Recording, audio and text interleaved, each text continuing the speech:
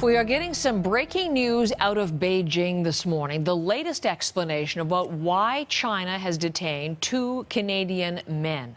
The Chinese government is saying this morning that Michael Kovrig and Michael Spavor are accused of stealing state secrets. Michael Serapio is here to bring out what we have heard from one of the Chinese government departments. What are we learning this morning, these latest allegations? Well, important to note here, Heather, that we're getting these allegations from an English language publication in China. It is called the Global Times, and that is run under the auspices of the People's Daily, which is the official paper of the Communist Party of China. So more official messaging from Beijing than free press. Now, that said, Global Times is making the following claims this morning. They are reporting that former Canadian diplomat Michael Kovrig was allegedly stealing state secrets passed on to him from another detained Canadian, Michael Spavor, who was living and working in China near the North Korean border.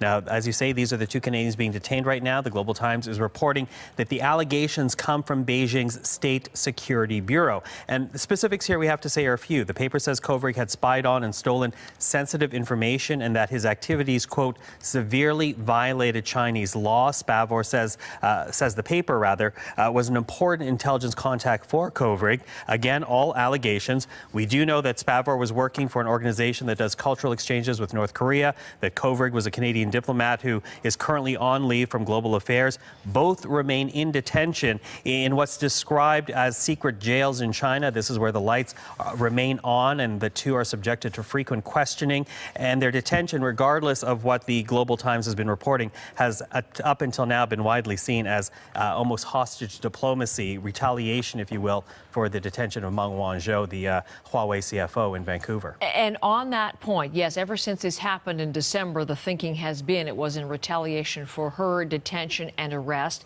And so this updated information, explanation, Michael, for why China has detained the two Canadians, coming after two key developments in the Meng Wanzhou story. That's right, because on Friday, the courts decided to move forward with her extradition hearing. Again, the United States, she's being detained because the United States wants her extradited to them on charges. So that is why she's being detained in Canada. The extradition hearing was given the go-ahead on Friday. And then this weekend, Meng Wanzhou basically filed a lawsuit against the Canadian government, Canada Border Service Agencies, as well as the RCMP for violating her charter rights, they say. But, you know, it's interesting because this newspaper article comes after these developments this weekend, but also the wording here, Heather, is very interesting because check out how the Global Times is reporting this. They say, quote, authorities stress that China is a country run by the rule of law.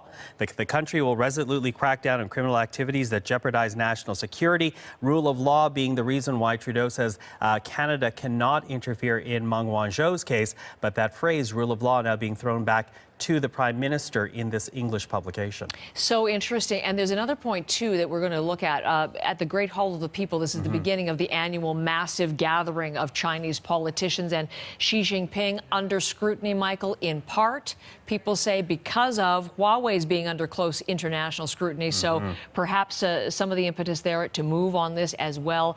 We have calls out to Canada's Foreign Affairs Department. We have calls out to the embassy in Beijing, and much more reaction to come on this. Thank you, though, Michael, for the breaking news this morning.